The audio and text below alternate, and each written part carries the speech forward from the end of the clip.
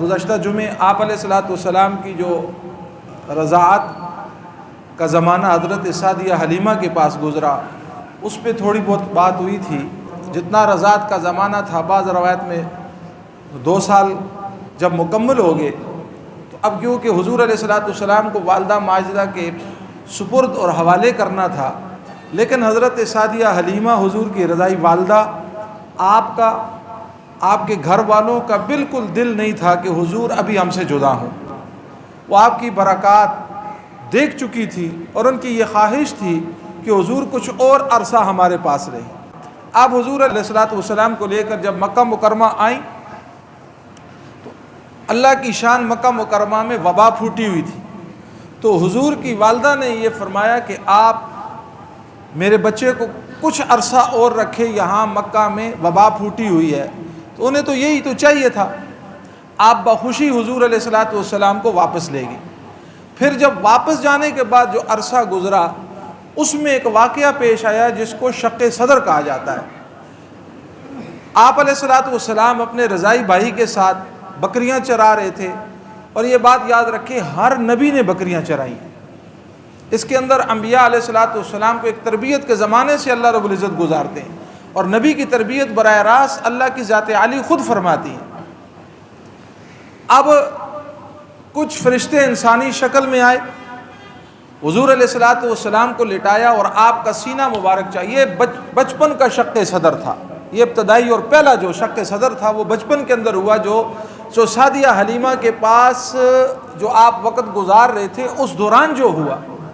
تو آپ کا رضائی بھائی جو ہے وہ بھاگا ہوا گھر آیا اور والدہ کو کہا کچھ لوگ آئے ہیں، قریشی بھائی کو لٹایا، اس کا سینہ چاک کیا۔ تو حضرت سعدیہ حلیمہ کہتی ہے میں بھاگی ہوئی آئی، اور آپ علیہ السلام جو ہے وہ کھڑے تھے، اور میں نے پوچھا بیٹا کیا ہوا ہے؟ کہتے میں نے سینے سے لگایا اور کہا کچھ لوگ آئے اور انہوں نے میرا سینہ چاک کیا، اس میں سے دل نکالا، اور پھر جو ہے ان کے ساتھ سونے کے تشت تھے جس پہ برف تھی، پھر انہوں نے میرے اس دل کو جو ہے کھولا، کھولنے کے بعد اس سے سیاہ نقطہ کوئی نکالا، پھر اس کو برف کے ساتھ اس کو دھویا اور جو ہے پھر اس کو رکھا، پھر میرے شکم یعنی میرے پیٹ مبارک کو صاف کیا، پھر اس کے بعد ایک ہاتھ کو بلند کیا اور ایک نورانی مور، اور اس مور کو جو ہے وہ میرے دل یا سینے پر لگا دیا، اور پھر جو ہے سینے کو بند کر دیا۔ اب میرے محترم دوستوں اور بزرگوں، یہ اللہ کی طرف سے حضور علیہ السلام کو اب یہ جو مور نورانی مور لگانا، کیونکہ آگے پھر جب نبوت ملی پھر اس وقت کا شق صدر ہے کہ وہ نبوت کے انوارات، وہ برکات اور پھر معصیت کا جو مادہ تھا اس کو بالکل ہی نکال دیا اور پھر نورانی مور کو لگا دیا۔ تو جب یہ واقعات دیکھے تو حضرت سعدیہ حلیمہ ڈر گئیں، کہیں ان کو کچھ ہو نہ جائے، یہ امانت ہمارے ذمے ہے۔ پھر اس کے ساتھ ایک واقعہ اور آیا کہ یہاں سے کچھ یہودی گزرے، اور حضور علیہ السلام کو جب دیکھا تو یہودیوں میں حسد اس وقت بھی تھا اور آج بھی ہے۔ تو اب جب انہوں نے دیکھا کہ یعنی حضور علیہ السلام کے اندر نشانیاں تو آخری نبی کی ہیں، اور انہوں نے ارادہ کیا کہ نعوذ باللہ حضور کو قتل کر دیں، تو انہوں نے حضرت سعدیہ سے پوچھا کہ اس کا والد زندہ ہے، کیونکہ انہوں نے کہا کہ ہماری کتابوں میں جو بات لکھی ہوئی آخر زمان پیغمبر جو ہے وہ یتیم ہوگا۔ تو حضرت سعدیہ حلیمہ نے کہا یہ حارث ان کے والد ہیں۔ تو اس پر انہوں نے حضور کو چھوڑ دیا۔ پھر آپ نے حضور علیہ السلام کو اپنی والدہ کے سپرد کیا۔ یہ رضاعت کا زمانہ جب ختم ہوا اور آپ جب اپنی والدہ کے پاس آئے، جب آپ صلی اللہ تعالی وسلم کی عمر 6 سال کی ہوتی ہے، اور 6 سال کی عمر میں آپ کی والدہ ماجدہ اس بات کا ارادہ فرماتی ہیں کہ اب حضور کچھ بڑے ہو گئے ہیں، اب حضور کو لے کر مدینہ منورہ جو حضور کا ننیال ہے وہاں جاتے ہیں۔ 3 آدمی یعنی حضور علیہ السلام، آپ کی والدہ ماجدہ حضرت آمنہ اور باندی ام ایمن، یہ 3 آدمیوں کا قافلہ مکہ مکرمہ سے مدینہ منورہ جاتا ہے، اور وہاں حضور علیہ السلام کچھ عرصہ ٹھہرتے ہیں۔ اسی لیے نبی علیہ السلام جب ہجرت کر کے، جب مکے والوں نے آپ کو نہیں رہنے دیا اور آپ ہجرت کر کے جب مدینہ منورہ گئے، تو آپ علیہ السلام کو وہ بچپن کا زمانہ یاد آ گیا، اور آپ نے فرمایا یہ وہ جگہ ہے جہاں میں نے تیرنا سیکھا ہے، یہ وہ جگہ تھی جہاں میں اپنی والدہ کے ساتھ ٹھہرا تھا۔ وہ ساری باتیں بچپن کی حضور علیہ السلام کو یاد آئیں۔ بہرحال آپ جب مدینہ منورہ سے مکہ مکرمہ جب واپس ہونے لگے تو میرے محترم دوستو ایک مقام ہے جس کو مقام ابوا کہا جاتا ہے. یہ ابوا کا مقام ایسا ہے، اس وقت بھی اگر آپ وہاں چلے جائیں، اس وقت بھی وہ ابوا ویران ہے، اس وقت بھی وہاں کوئی آبادی نہیں ہے، کالے پتھر ہیں. آپ ذرا 1400 سال پیچھے چلے جائیں، آج وہاں ویرانی ہے، آج وہاں آبادی نہیں ہے. تو آج 1400 سال پیچھے چلے جائیں، پھر اس جگہ کا منظر کیا ہوگا، کیسی ویرانی ہوگی، کیسا عالم ہوگا، کیسا وہ منظر ہوگا. اس ابوا کے مقام پر پہنچ کے نبی علیہ الصلوۃ والسلام کی والدہ ماجدہ کی طبیعت خراب ہو گئی. اب آپ کی والدہ کو پتہ ہے کہ میری سانسیں اکھڑ رہی ہیں اور میرا آخری وقت ہے. میرے محترم دوستو ذرا آپ چشم تصور میں جا کر سوچیں، حضور کی عمر 6 سال ہے، 6 سال آپ کی عمر ہے اور آپ کی چھوٹی سی گود میں آپ کی والدہ کا سر مبارک رکھا ہوا ہے، اور آپ علیہ الصلوۃ والسلام کی والدہ کو اس بات کا یقین ہو گیا کہ اب میرا اجل اور میرا دنیا سے رخصت ہونے کا وقت قریب آ گیا.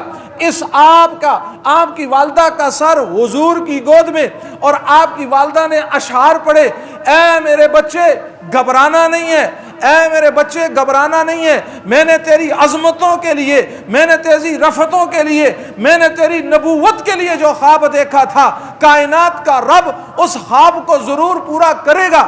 یہ اشعار آپ کی والدہ آپ نے حضور علیہ الصلوۃ والسلام جو ابھی 6 سال کی عمر ہے آپ کو سنا رہی ہیں، اور فرمایا اے میرے فرزند تو یاد رکھ تو اس عظیم باپ کا بیٹا ہے جس کا فدیہ 100 اونٹ ہے. آپ کو پتہ ہے جس وقت حضور علیہ الصلوۃ والسلام کو آپ نے کہا نا ابن الذبیحین، میں 2 ذبیحین کا بیٹا ہوں، حضرت اسماعیل علیہ الصلوۃ والسلام اور آپ کے والد حضرت عبداللہ. بات لمبی ہے. جب قرآن حضرت عبداللہ کے بارے میں نکلا کہ آپ کو ذبح کرنا پڑے گا، حضرت عبد المطلب آپ کے والد نہیں چاہتے تھے کہ میرا بیٹا ذبح ہو.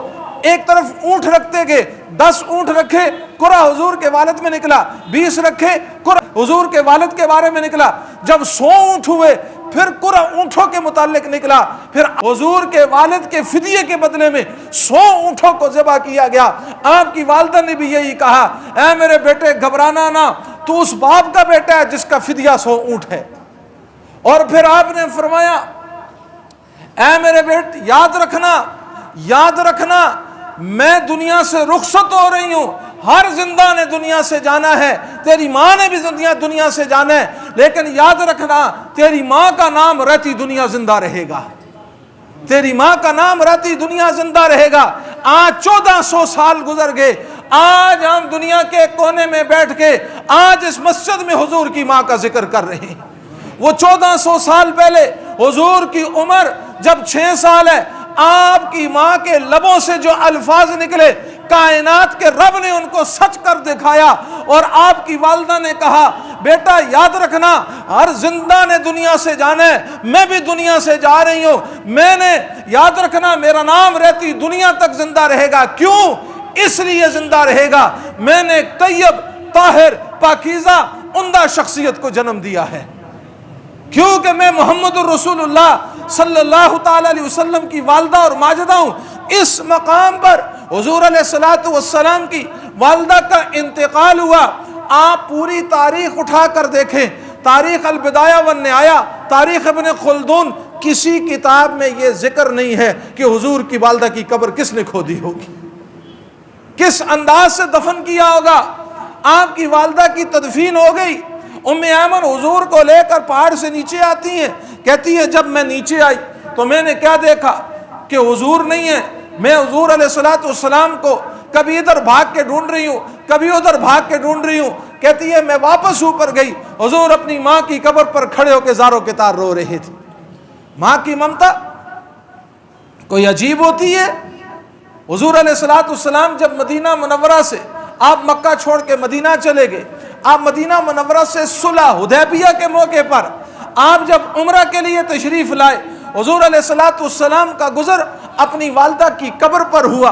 صحابہ کہتے ہیں حضور نے اپنے ہاتھوں سے اپنی ماں کی قبر کو ٹھیک کیا، ان کی مٹی کو برابر کیا، اسے عمدہ کیا، اسے صاف کیا، اسے ستھرا کیا۔ حضور علیہ الصلوۃ والسلام ذیل رواں کی طرح رو رہے تھے، آپ کی آنکھوں سے آنسو جاری تھے۔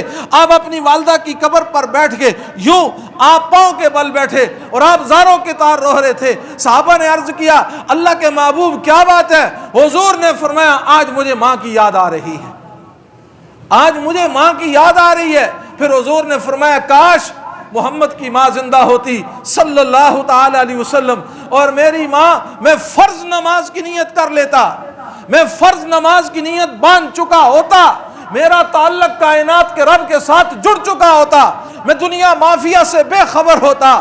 کہاں آقا، کہاں آپ کی شان، کہاں آپ کا مقام، کہاں آپ کا مرتبہ۔ پھر آپ کی نماز کا کیا کہنا، آپ کی نماز کے اندر قرات اور قرآن پڑھنے کا کیا کہنا، آپ کے سجدوں کا کیا کہنا، آپ کے رکوع کا کیا کہنا۔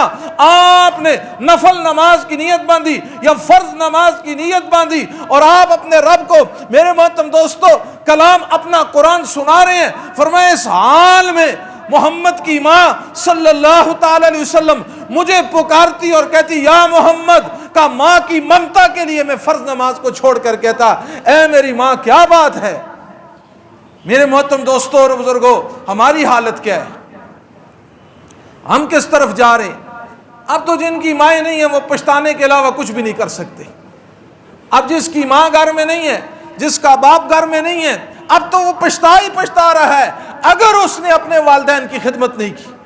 بد نصیب ہے، میں کہتا ہوں بدبخت ہے وہ نوجوان، بچہ اور بچی جس کے ماں باپ زندہ ہے، جس نے اپنے ماں کی اور باپ کی عظمت کو پہچانا نہیں، جن کے بارے میں کائنات کا رب کہہ رہا ہے، کائنات کا شہنشاہ کہہ رہا ہے، اللہ خود کہہ رہا ہے اے کائنات کے لوگوں سنو، باپ کی رضا میں عرش والے کی رضا ہے۔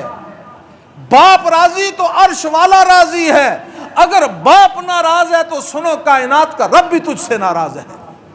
پھر تو چاہے جتنی مرضی دائیں بائیں بھاگ، جتنی مرضی تو محنت اور کوشش کر، لیکن باپ تجھ سے ناراض ہے، عرش والا کبھی راضی نہیں ہو سکتا۔ آپ صلی اللہ تعالی علیہ وسلم آپ معراج پہ تشریف لے گئے، آپ جنت میں چل رہے ہیں، آپ کو جنت میں قرآن پڑھنے کی آواز آئی۔ آپ نے فرشتوں سے کہا کہ فرشتے تو قرآن نہیں پڑھ سکتے، فرشتے قرآن سن سکتے ہیں، جنت میں کون قرآن پڑھ رہا ہے؟ تو حضرت جبرائیل نے عرض کیا اللہ کے محبوب یہ آپ کے ایک صحابی ہیں جو اس وقت دھرتی پر بیٹھ کر قرآن پڑھ رہے ہیں، اللہ ان کا قرآن عرش پہ فرشتوں کو سنا رہا ہے۔ فرمایا کون ہے؟ فلاں صحابی ہیں۔ کا عمل کیا ہے؟ فرمایا ماں کا فرما بردار ہے، ماں کا فرما بردار ہے، ماں کی عزت کرتا ہے، ماں کی ممتا کے اوپر اپنی محبت کو نچھاور کرتا ہے۔